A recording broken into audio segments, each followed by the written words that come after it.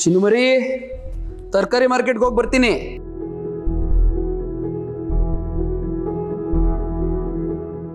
ಯೋಚನೆ ಮಾಡೋಕ್ಕೂ ಮನೆಯಿಂದ ಹೊರಗೆ ಹೋಗ್ಬೇಕಾಗಿರೋ ಪರಿಸ್ಥಿತಿ ನಿಂತು.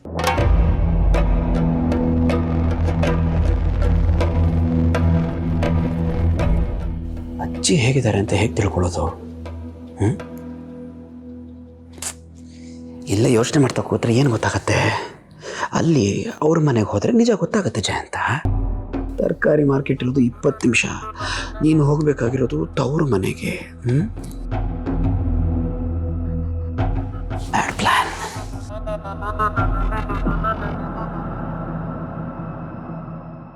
ಜಾನ್ವಿ ಅವ್ರ ಕಣ್ ತಪ್ಸಂತೂ ಹೋಗೋಕ್ಕಾಗ್ತಾ ಇಲ್ಲ.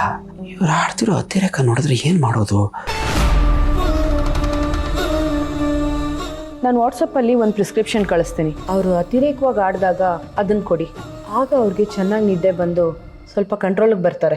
ಹಾಗಂತ ತುಂಬ ಜಾಸ್ತಿ ಕೊಡೋದಕ್ಕೆ ಹೋಗಬೇಡಿ. ಚಿನ್ನಮರಿ, ನಾನು ಹೋಗಿ ಬಂದೆ.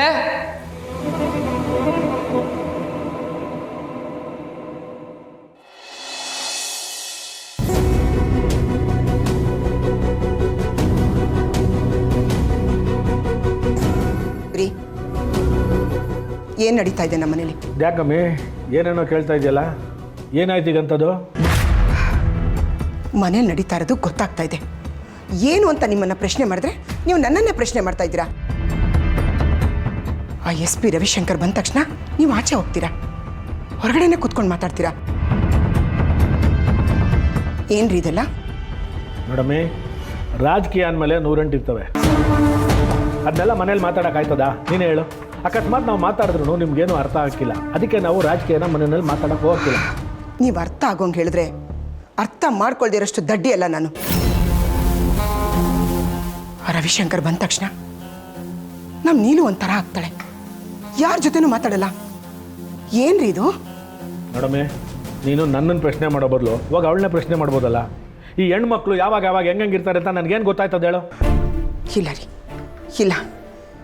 ಈ ಮನೇಲಿ ಯಾವುದು ಸರಿ ಇಲ್ಲ. ಸಿದ್ದು ಮದುವೆ ಮಾಡ್ಕೊಂಡು ಬಂದಾಗಿಂದ ಒಂದಲ್ಲ ಒಂದು ತೊಂದರೆ ನಡೀತಾನೆ ಇದೆ. ಅವನಂತೂ ಮನೇಲೇ ಇರಲ್ಲ, ಇಷ್ಟ ಬಂದಾಗ ಬರ್ತಾನೆ, ಇಷ್ಟ ಬಂದಾಗ ಹೋಗ್ತಾನೆ. ನಿಮಗೆ ಯಾವಾಗಲೂ ರಾಜಕೀಯದ್ದೇ ಯೋಚನೆ.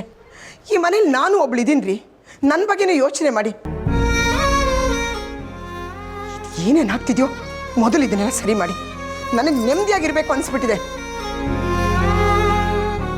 ಯಾಕ್ರಿ ಸುಮ್ಮನಿದ್ದೀರಾ? ನಾನು ಹೇಳೋದು ಕೇಳಿಸ್ತಾ ಇದೆಯಾ? ಕೇಳಿಸ್ತಾ ಇತ್ತು ಕಣಮ್ಮಿ. ನೀನೇನು ಯೋಚನೆ ಮಾಡಬೇಡಿ ಕಣಮ್ಮಿ, ನಾನೆಲ್ಲ ನೋಡ್ಕೋತೀನಿ. ಅದೇನು ನೋಡ್ಕೋತೀರೋ? ಮೊದಲು ಇದನ್ನೆಲ್ಲ ಸರಿ ಮಾಡಿ. ನೋಡಿ, ನಿಮ್ಮ ಮಕ್ಕಳನ್ನ ನಿಮ್ಮ ಹಿಡಿತದಲ್ಲಿ ಇಟ್ಕೊಳ್ಳಿ. ಸಿದ್ದು ಭಾವನ ಎಲ್ಲಾದರೂ ಹೋಗ್ಬೇಕಾದ್ರೆ ಒಂದು ಹೇಳ್ಬಿಟ್ಟು ಹೋಗ್ಬೇಕು ಅನ್ನೋದು ಗೊತ್ತಾಗಲ್ವಾ? ನೀವಾದರೂ ಹೇಳ್ರಿ ಅವ್ರಿಗೆ. ನಾನು ಹೇಳ್ತೀನಿ ಕಣ್, ಸುಮ್ಮನಿರಮ್ಮಿ. ಸುಮ್ಕೆ ನೀನು ಕೋಪ ಮಾಡ್ಕೊಂಡು BP ಜಾಸ್ತಿ ಮಾಡ್ಕೋಬೇಡ. ಏನಾದರೂ ಮಾಡ್ಕೊಳ್ಳಿ.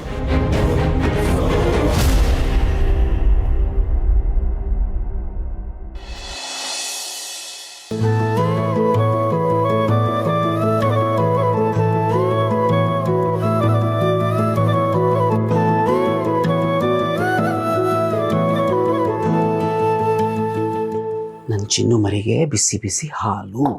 ಖೇ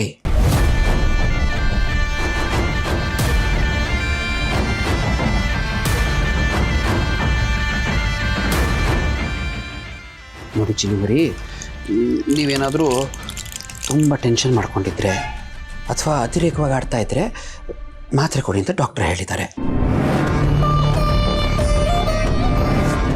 ಈ ಮಾತ್ರೆ ತೊಗೊಂಡ್ರೆ ನೀವು ಕಣ್ ತುಂಬ ನಿದ್ದೆ ಮಾಡ್ತೀರಾ. ನೀವು ಕಣ್ ತುಂಬ ನಿದ್ದೆ ಮಾಡಿ ಏಳೋಷ್ಟರಲ್ಲಿ ನಾನು ನಿಮ್ಮ ಮನೆಗೆ ಹೋಗಿ ನಾನು ಕೆಲಸ ಮುಗಿಸ್ಕೊಂಬಂದಿರ್ತೀನಿ ಅಷ್ಟೇ.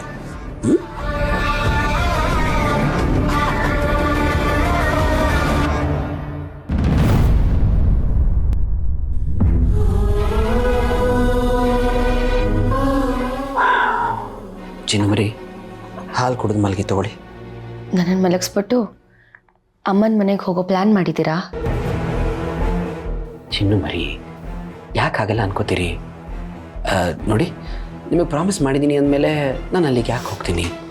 ಹಾಗೆ ಹೋಗಬೇಕು ಅಂತಿದ್ದಿದ್ರೆ ಏನೋ ಒಂದು ನೆಪ ಹೇಳ್ಬಿಟ್ಟು ಹೋಗ್ಬಿಡ್ತಿದ್ದೆ ಅಲ್ವಾ? ಈಗ ನೀವು ರೆಸ್ಟ್ ಮಾಡಬೇಕು.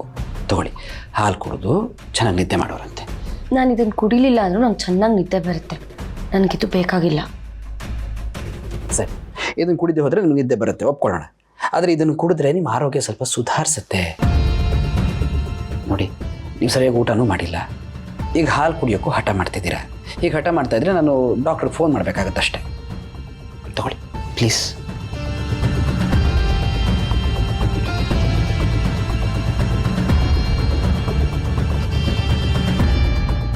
ಸರಿ, ಕಣ್ ತುಂಬ ನಿದ್ದೆ ಮಾಡಿ, ನಾನು ಅಡುಗೆ ಮನೆ ಕ್ಲೀನ್ ಮಾಡ್ಕೊಂಡು ಬರ್ತೀನಿ.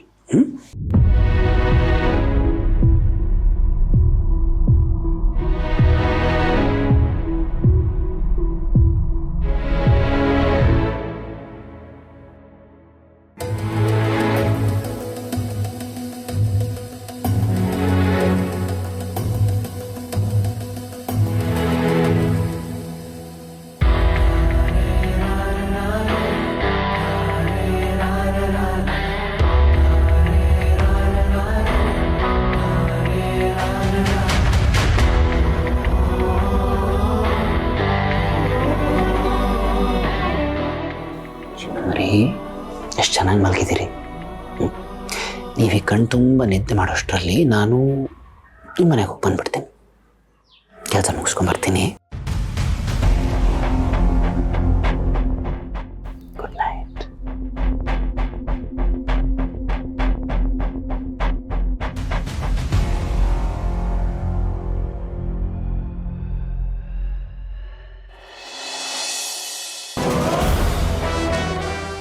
ಚಿನ್ನು ಮರಿ ಹೇಳೋಕ್ಕೆ ಮುಂಚೆ ಜಯಂತ, ನೀನು ಹೋಗಿ ನಿನ್ನ ಕೆಲಸ ಮುಗಿಸ್ಕೊಂಡ್ಬಂದ್ಬಿಡ್ಬೇಕು. ಎಸ್ ಜಯಂತ.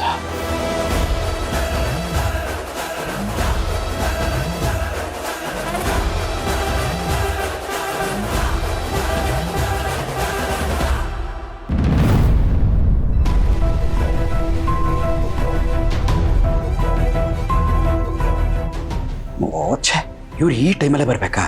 ನಾನು ಮಾಡಿದೆಲ್ಲ ಹಾಳಾಗೋಯ್ತಲ್ಲ. ಇವ್ರು ಯಾಕೆ ಬಂದರು?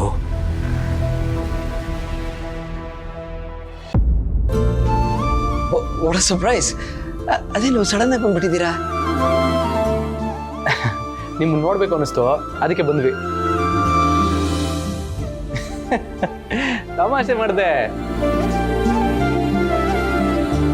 ಇರಲಿ, ಪ್ಲೀಸ್ ಒಳಗೆ ಬನ್ನಿ. ಬನ್ನಿ.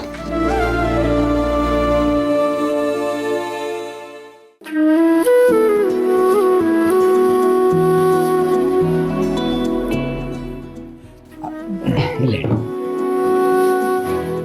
ಕೂತ್ಕೊಳ್ಳಿ.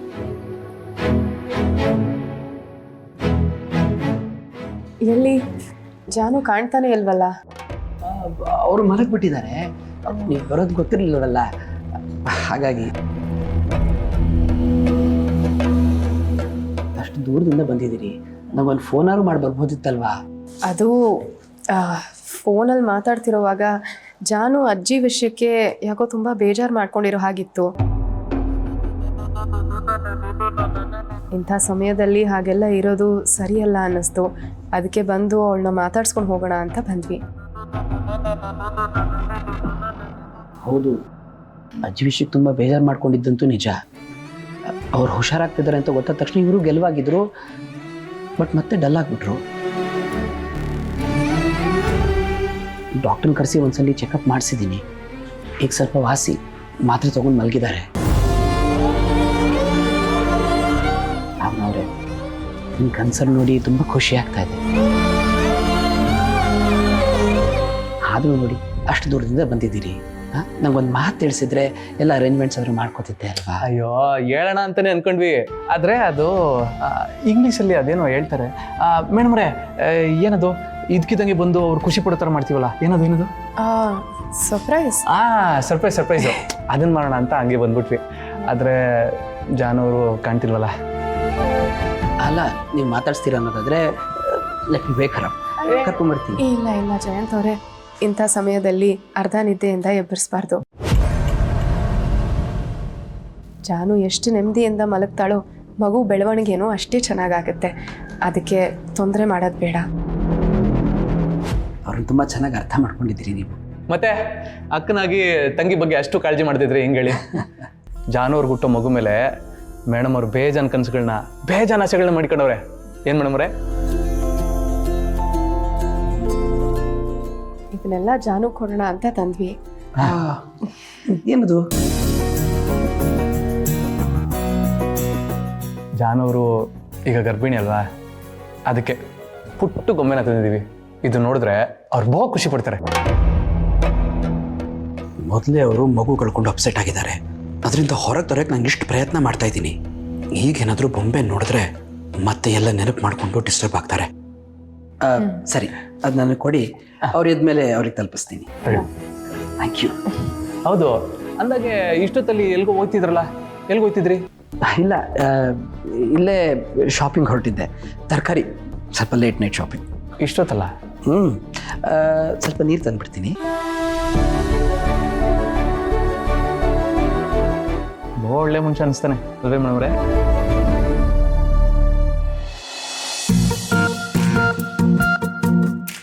ಹೇ ವೀಣಾ, ಈ ಮನೆಯಲ್ಲಿ ಏನಾದರೂ ನಡೀತಾ ಇದೆಯಾ? ಏನ್ರಿ ಹಂಗಂದ್ರೆ ಯಾವ ವಿಚಾರದ ಬಗ್ಗೆ ಕೇಳ್ತಿದ್ದೀರಾ? ಅಜ್ಜಿ ವಿಷಯವಾಗಿ ಏನಾದರೂ ಮೂಮೆಂಟ್ ಇತ್ತಾ ಅಂತ. ಏನಿಲ್ಲ ರೀ, ಬೆಳಿಗ್ಗೆ ಒಂದ್ಸಲ ಜಯಂತ್ ಅಂದರು, ಆಮೇಲೆ ಅದೇನೋ ಟ್ರಂಕ್ ಅಂತ ಅಂದ್ರಂತೆ.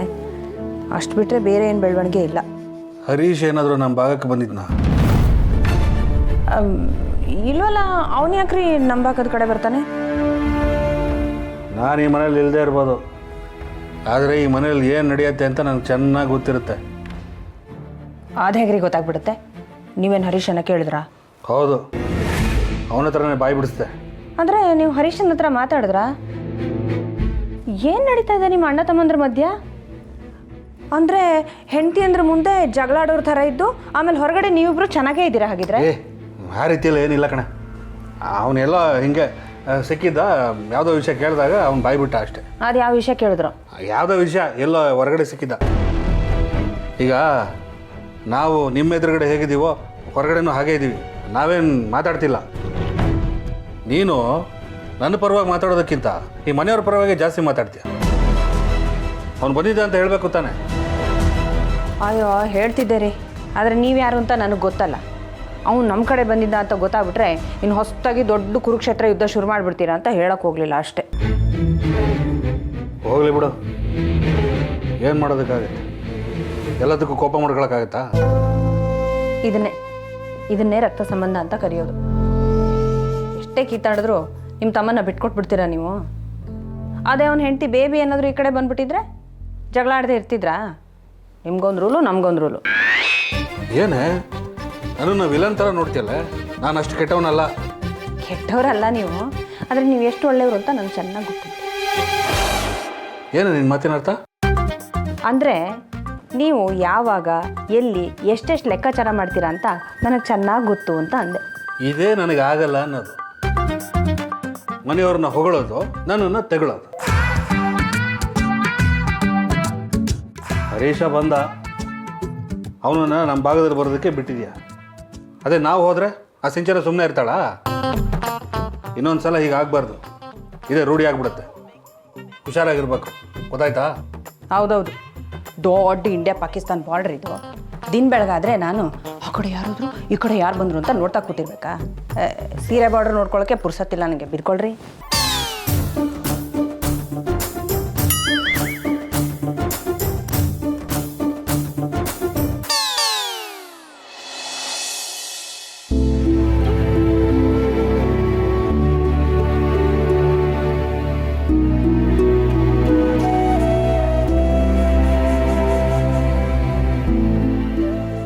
ಜಾನು, ನೀನು ಯಾಕೆ ಇಷ್ಟು ಯೋಚನೆ ಮಾಡ್ತಿದ್ಯಾ?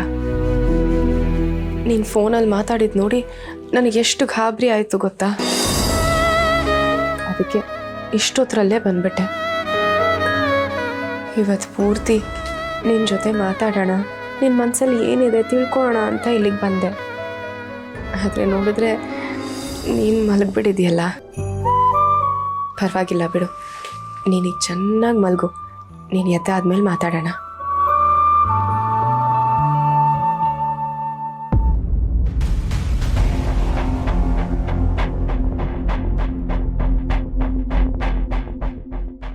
ಛೇ, ಇವ್ರು ಬರದೇ ಇದ್ದಿದ್ರೆ ಇಷ್ಟೊತ್ತಿಗೆ ಅಜ್ಜಿ ನೋಡೋಕೆ ಹೋಗಿರ್ತಿದ್ದೆ ಅಂತ ಎಲ್ಲಿಂದ ಒಕ್ಕರ್ಸ್ಕೊಂಡ್ರು ಇವರು. ಭಾವನ ಅವ್ರು ಬೇರೆ ಅವ್ರ ರೂಮಿಗೆ ಹೋಗಿದ್ದಾರೆ. ಅವ್ರಿಗೆ ಸಡನ್ನಾಗಿ ಹೆಚ್ಚು ಆಗ್ಬಿಟ್ರೆ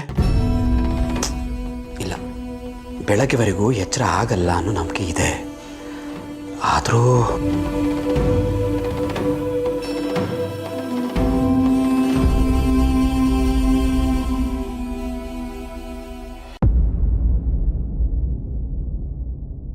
ಜಯಂತ್ ಅವರೇ, ಇಷ್ಟೊತ್ತಲ್ಲಿ ನಿದ್ದೆ ಮಾಡಿದೆ, ಯಾಕೆ ಹಿಂಗೆ ನಿಂತಿದ್ದೀರಾ? ನನಗೆ ನಿದ್ದೆ ಬರ್ತಿಲ್ಲ, ನೀವು ಹೋಗಿ ಮಲಗಿ. ಓ, ಗೊತ್ತಾಯ್ತು ಬಿಡಿ. ಜಾನುವಾರು ನಿಮ್ಮ ಜೊತೆಗಿಲ್ಲ ಅಂತ ನಿದ್ದೆ ಗೊತ್ತಿಲ್ವಾ? ಇವತ್ತೊಂದಿನ ಅಡ್ಜಸ್ಟ್ ಮಾಡ್ಕೊಳ್ಳಿ. ಆದ್ರೂ ನಿಮ್ಮಿಬ್ಬರನ್ನು ನೋಡೋದಕ್ಕೆ ನಂಗೆ ಬಹು ಖುಷಿ ಆಯ್ತದೆ. ಒಬ್ಬರನ್ನೊಬ್ರು ಬಿಟ್ಟು ಇರೋದೇ ಇಲ್ಲ ಅಂತಿರಲ್ಲ. ಇತ್ತೀಚೆಗೆ ನಾನು ನಿಮ್ಮ ಥರನೇ ಆಗ್ಬಿಟ್ಟಿವಿ. ನಮ್ಮ ಮೇಡಮ್ ಅವ್ರು ಎಲ್ಲೋದ್ರು ಅವ್ರ ಜೊತೆನೇ ಇರ್ತೀನಿ. ಅವ್ರನ್ನ ಬಿಟ್ಟಿರೋದಕ್ಕೆ ನಂಗೆ ಮನಸ್ಸೇ ಬರೋದಿಲ್ಲ. ಆದ್ರೂ ಅವ್ರನ್ನ ಬಿಟ್ಟು ನಾನು ನಿಮ್ಮ ಜೊತೆ ಇರೋಕ್ಕೆ ಬರ್ತಾವನಿ ಅಂದಮೇಲೆ ನೀವು ಬಂದು ಮಲಿಕಬೇಕು ತಾನೆ?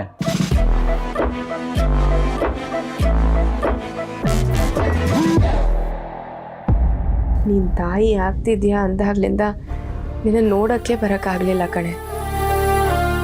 ನಿನಗೆ ಗೊತ್ತಲ್ಲ, ಖುಷಿಗೆ ನ್ಯಾಯ ಕೊಡಿಸ್ಬೇಕು ಅಂತ ಎಷ್ಟು ಓಡಾಡ್ತಿದ್ದೆ ಅಂತ.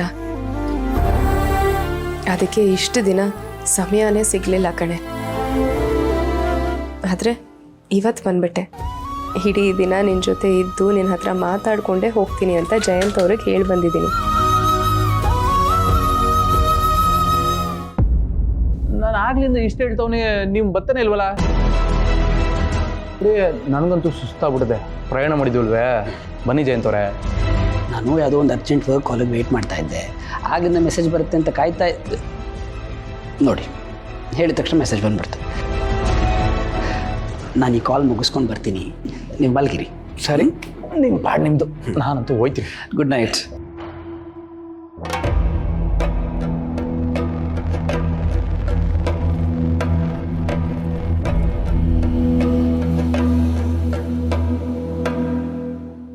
ಇವ್ರು ತಂದಿರೋ ಈ ಗಿಫ್ಟು ಜಾನ್ವಿಯವ್ರ ಕಣ್ಣಿಗೂ ಬೀಳಬಾರ್ದು, ತಂದಿರೋರ ಕಣ್ಣಿಗೂ ಬೀಳಬಾರ್ದು. ಎಲ್ಲಿಡೋದು? ಎಲ್ಲಿಡ್ತೀಯ ಜಯಂತ?